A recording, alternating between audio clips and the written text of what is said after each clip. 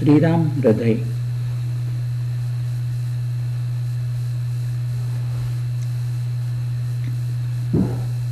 अध्याय 14. शुक नावाच्या राक्षसाने रावणास केलेला उपदेश. श्रीरामांनी श्री विभीषणास लंकेचा अधिपती म्हणून अभिषिक्त केले. त्यावेळी रावणाचा एक दूत वायुमार्गाने आला आणि त्याने सुग्रीवासाठी रावणाकडून एक संदेश आणला होता. तो असा होता: हे वानरराज सुग्रीवा, तू मला भावाप्रमाणे आहेस. तुझ्या कोणत्याही गोष्टीचा नाश माझ्याकडून आतापर्यंत झालेला नाही.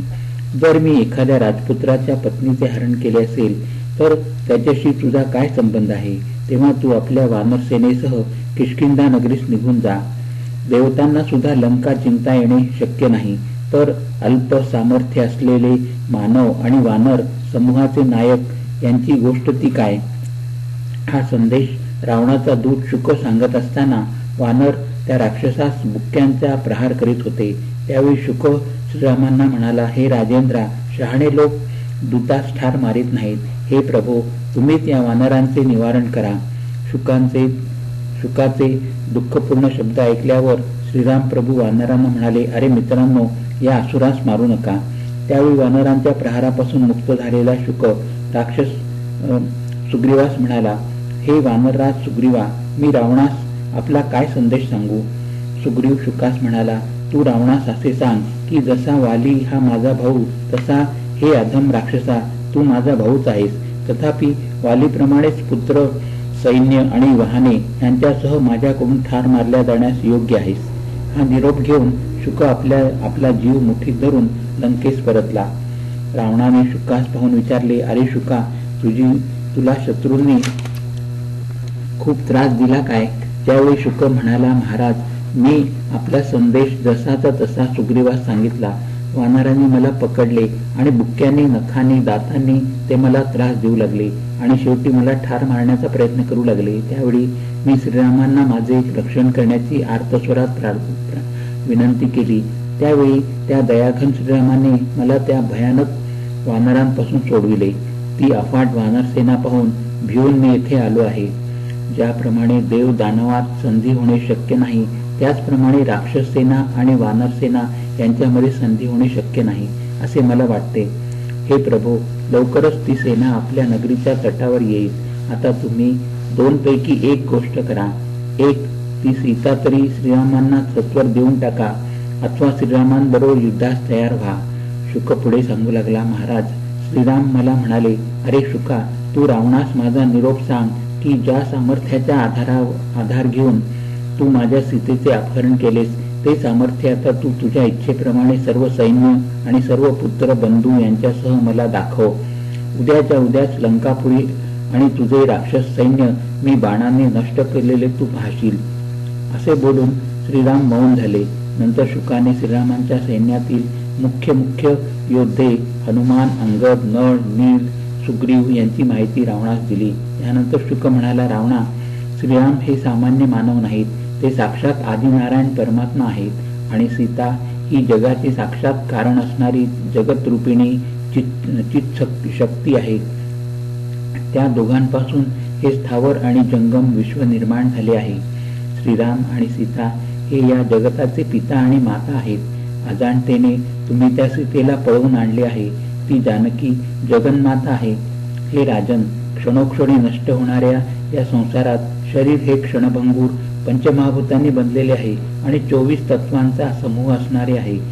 मल, मांस, अस्थि आणि दुर्गंधयुक्त पदार्थ यांचा जास्त भरणा असणाऱ्या अहंकाराचे आश्रयस्थान अचेतन आणि तुझ्या आत्म्यापेक्षा वेगळे असलेल्या या शरीराची तू कसली आस्था बाळगीत आहेस? ज्या देहासाठी तू ब्रह्महत्या इत्यादी पातके केली आहेस आणि जो देह भोग भोगणार आहे तो तर मरणोत्तर येथेच पडणार आहे. परंतु सुख दुःखाची कारणे असणारी पुण्य पापे मात्र जीवाबरोबर येतात. देहाशी संबंध असल्याने ही पुण्य पापे रात्रंदिवस जीवात्म्याला सुख दुःख देत राहतात. जोपर्यंत अज्ञानामुळे उत्पन्न होणाऱ्या अध्यासामुळे मी देह आहे, मी कर्ता आहे असा अभिमान आत्मा करतो, तोपर्यंत अध्यासामुळे त्याला जन्ममरण असहाय्यपणे भोगावीच लागतात. म्हणून हे बुद्धिवान रावणा, तू देह इत्यादीवरील अभिमान सोडून दे. मुळात आत्मा हा अतिशय निर्मल, शुद्ध, विज्ञान स्वरूप, निश्चल आणि निर्विकार आहे.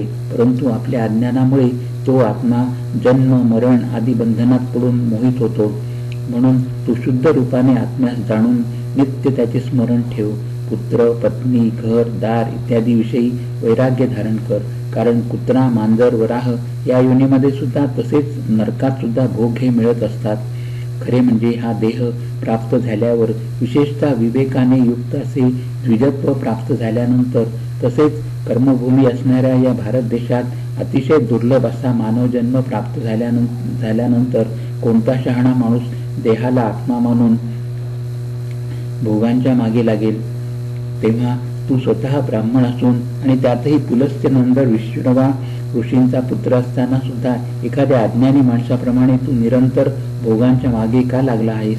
यापुढे तरी सर्व आसक्तींचा त्याग करून अत्यंत भक्तीने नेहमी परमात्मा श्रीरामांचा आश्रय घे. त्यांना सीता अर्पण करून त्यांच्या चरणांचा सेवक बन. असे जर तू केलेस तर सर्व पापातून मुक्त होऊन विष्णुलोकी जाशील. असे जर तू केले नाहीस तर तुला असे दुर्लभ मानव शरीर मिळू शकणार नाही. तू उत्तरोत्तर अधोगतीस जाशील. मग तेथून वर येणे तुला अशक्य होईल. मी तुला तुझ्या हिताची गोष्ट सांगत आहे. या माझ्या बोलण्याचा स्वीकार कर. अरे रावणा, तू सतत सत्संगती कर. जे शरणागतांचे रक्षण करतात, मरकत मण्याप्रमाणे त्यांची अंगकांती सुंदर आहे, त्यांच्या समवेत सीता आहे. जे धनुष्यबाण धारण करतात, तसेच सुग्रीव, लक्ष्मण आणि विभीषण हे ज्यांच्या चरणकमलांची सेवा करतात, अशा त्या विष्णुरूप श्री राघवाची तू रात्रंदिवस सेवा कर.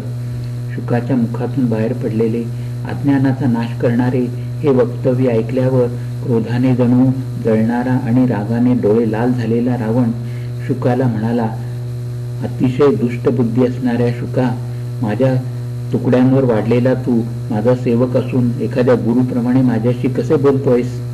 मी तिन्ही लोकांचे शासन करणार आहे. मला उपदेश करताना तुला लाज कशी नाही वाटली?